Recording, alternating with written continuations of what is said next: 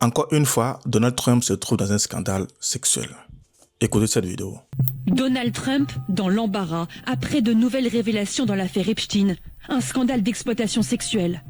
Une série de mails envoyés il y a des années par le criminel Jeffrey Epstein lui-même, des échanges qui semblent mettre en cause le président américain. Si vous ne connaissez pas Jeffrey Epstein est un financier reconnu, renommé, qui a travaillé avec les grosses têtes de ce monde, les présidents, les princes, les PDG. C'était quelqu'un qui a fait fortune en travaillant avec ces gens-là. Et donc, il était dans la jet set. Il organisait des soirées. Donc, qui dit organiser des soirées, dit il y a des femmes qui arrivent. Et donc, quand il y a des femmes qui arrivent, parfois, il y a des choses qui se passent que nous, on ne sait pas. Mais eux, ils le savent. Et donc, pendant les soirées, il y a des femmes qui arrivaient. Et ces femmes-là, c'était des mineurs. C'est ce qui a interpellé beaucoup de personnes. Comment ça se fait que ces grosses têtes, ces lourds, ces gars qui sont dans la jet set, ces présidents, ces dirigeants, sautent avec des mineurs. Pourtant, eux, ils ont des enfants. Et donc, beaucoup de mineurs ont porté plainte contre Jeffrey en disant qu'il a pratiqué la prostitution sexuelle. Et donc, en 2007, Jeffrey a été arrêté par la justice. Mais il a réussi à trouver un accord avec le procureur Alexander Acosta. D'où ils ont retenu que 2 fiches d'accusation contre lui. Et par rapport à cet accord, il a accepté de faire 13 mois de prison. Et parfois, pendant sa peine, il sortait, il vivait sa vie, il pouvait faire autre chose. Et donc, les gens qui ont porté plainte contre lui se sont sentis frustrés parce que la justice n'était pas vraiment appliquée. Et donc, en 2019, Jeffrey a été arrêté encore une fois où plusieurs plaignants se sont mis ensemble. Ils ont porté plainte contre lui. Et là, les dossiers sont sortis. Mais vous vous posez la question, quel est le lien avec Donald Trump?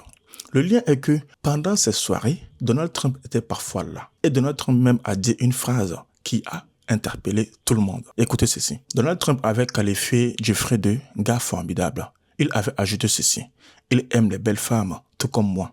Et beaucoup d'entre elles sont jeunes. Et quand on entend cette citation, on se dit, mais peut-être que Donald Trump aussi était impliqué dans cette pratique contre les mineurs. On n'a pas vu de photos de Donald Trump avec eux, avec les mineurs, mais beaucoup de personnes se disent, peut-être qu'il connaissait ce qui se passait indirectement ou directement là-bas. Et donc, en 2008, quand Donald Trump a entendu que lui, il est impliqué dans toutes ces problématiques, Donald Trump a commencé à prendre ses distances avec lui. Ça, c'est pas quelque chose de nouveau. On est amis avec des gens.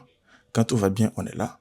Et quand tout commence à s'écrouler, on commence à prendre de la distance. C'est ce qui se passe avec Donald Trump et lui. Et donc, en 2019, grâce aux journalistes qui n'ont jamais lâché et qui ont approfondi leurs recherches, ils ont réussi à faire un collectif des personnes qui ont été victimes contre ce monsieur. Donc, il a eu une nouvelle accusation sexuelle mineure face à la soirée privée. Et donc, il a été mis en prison automatiquement. Mais les gens puissants ne voulaient pas que ce gars soit jugé à la place publique parce qu'il y a tellement de dossiers qui ont les sortis. Vous imaginez, si on apprend que Donald Trump était sorti avec une fille de 15 à 14 ans, ça va créer un vrai tsunami médiatique dans le monde.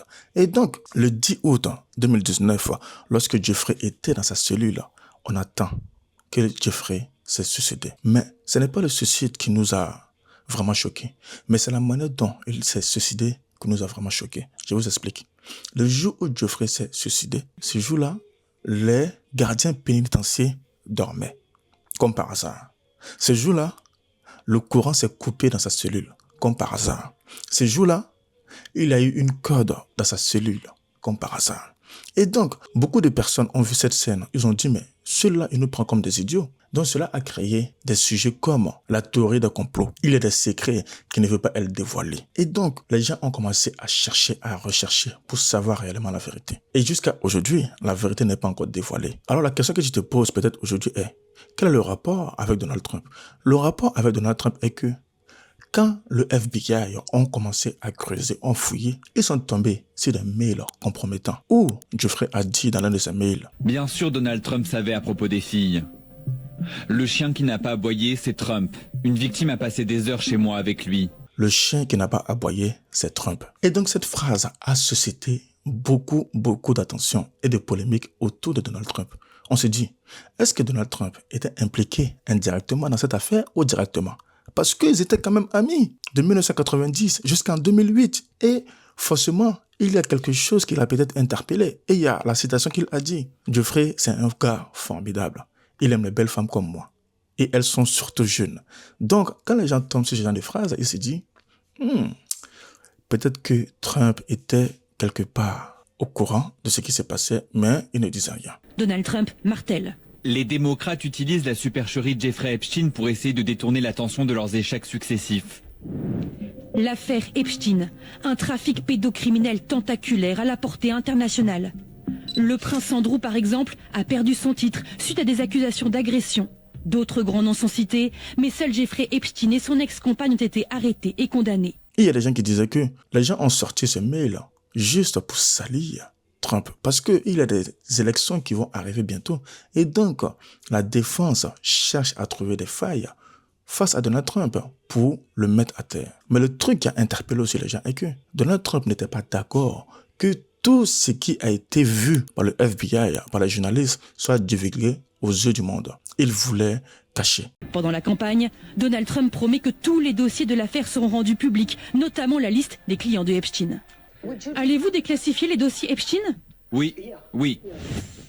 Mais depuis qu'il est à la Maison-Blanche, il a fait volte-face. Seuls quelques fichiers ont été publiés, l'affaire a été classée par le FBI et Donald Trump ne veut plus en entendre parler. Alors on se dit, s'il n'a rien à se reprocher, pourquoi il voulait empêcher que les messages, les mails soient divulgués? Et donc, il y a l'Assemblée nationale qui sont mis ensemble.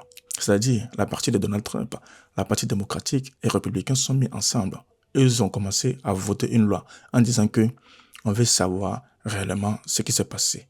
Les mails, les indices, tout ce qui a été vu, on veut que cela soit mis aux yeux publics pour que les gens soient au courant et comprennent réellement ce qui s'est passé. Et cette manière de faire a poussé la main à Donald Trump à accepter.